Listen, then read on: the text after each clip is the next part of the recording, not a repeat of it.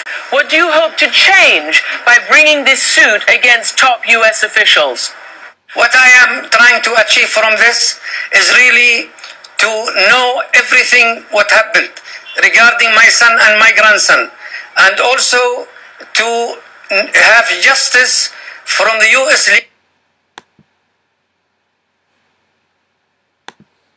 What I want, I am not looking for compensation. Son Abdurrahman were killed for no reason. Dr. Awlaki, can you tell me, and now separate, if you will, your son and your grandson? What was your relationship with your son? Why did he go off the rails? Do you accept that he was the inspiration for some of these violent acts that have been attempted? Well, you know, my son Anwar, he was born in New Mexico, and until he was 7 years old, we raised him in the United States like any other U.S. citizen. And then we moved to Yemen. He went to high school. He was among the top students. However, through his own words, Anwar, all over YouTube and in many of his sermons, did talk against the United States and was taken as an inspiration by the Fort Hood that failed on Christmas Day. What happened? What turned him? And do you accept that he turned against the U.S.? Well, I want you, Christian, to read all his work, which he did. It was regular sermons like any preacher. And so, but when things happened to him, he became a little bit against the United States, and I don't really necessarily agree with what maybe some of the things which Anwar said against the United States. But does that mean they should kill him, outside the law?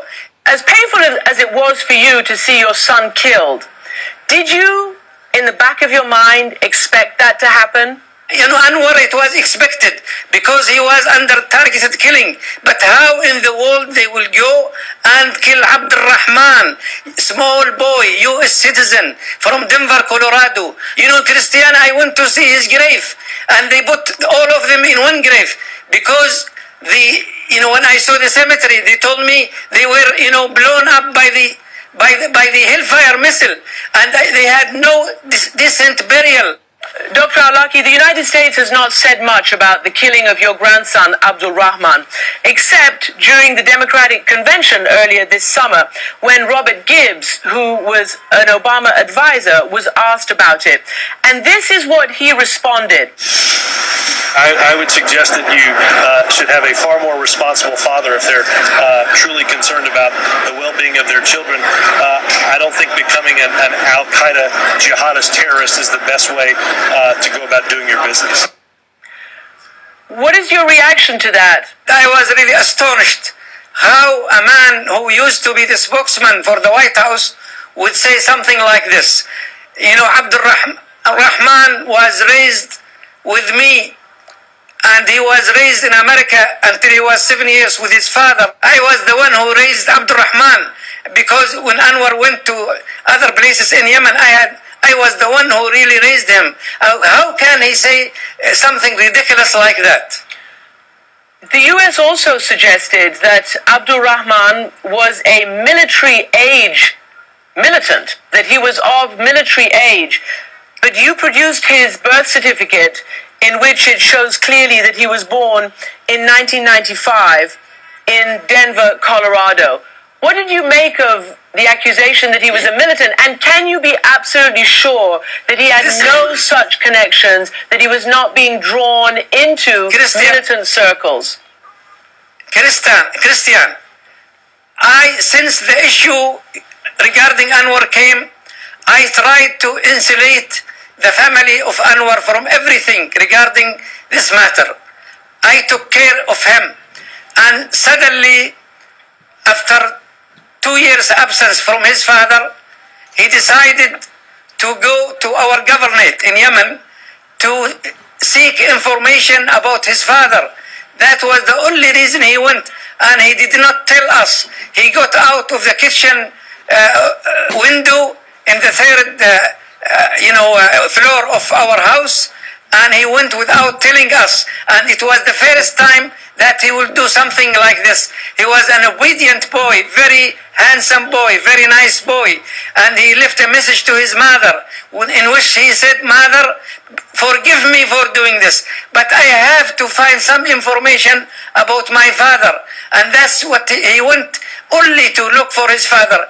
And the thing, what happened, he went to the wrong place because his father was 400 kilometers away. And then his father was killed and he wanted to come back.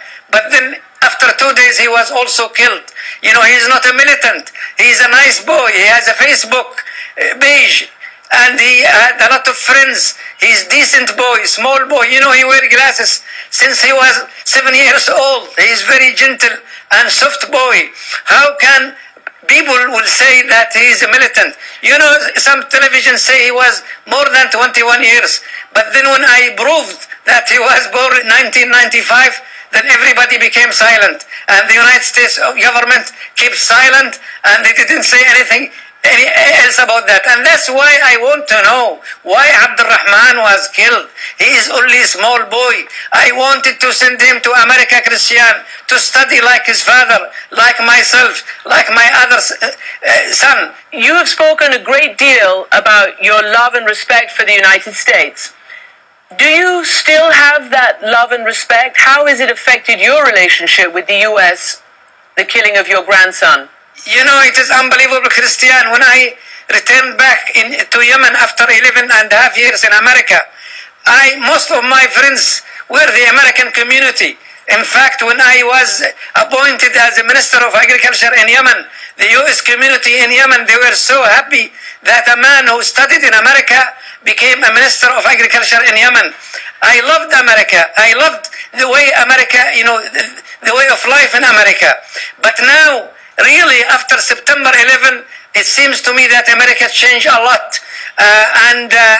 To me, I am not really angry with the American people. I am angry because I didn't get justice until now.